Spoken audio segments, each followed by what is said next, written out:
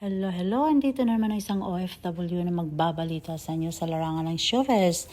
At ang pag-uusapan natin ngayon guys at panoorin ay ang ating mega daughter na si Casey Concepcion na may angelic face.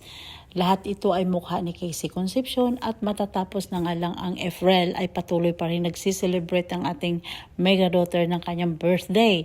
May napapanood akong video at talaga namang nakakatouch yung mensahe ng kanyang kaibigan para sa kanya na si Casey ay hulog ng langit sa kanya bilang isang kaibigan dahil tunay siyang kaibigan. Wala talagang nagsasabing masama ang ugali ng ating mega daughter.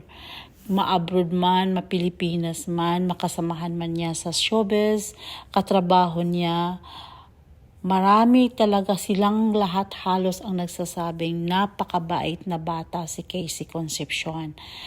She is very humble at down to earth. Napakabait niya.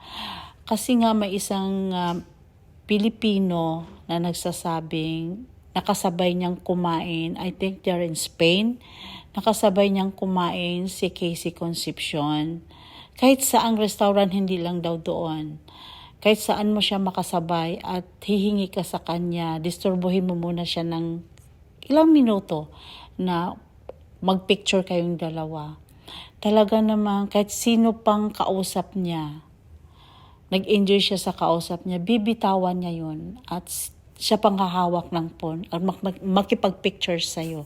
Ganun kabait si Casey Concepcion at magtanong pa kung taga saan kayo dito, saan kayo sa Pilipinas. Talaga namang napakabait niya. Hindi siya katulad ng ibang artista na may attitude.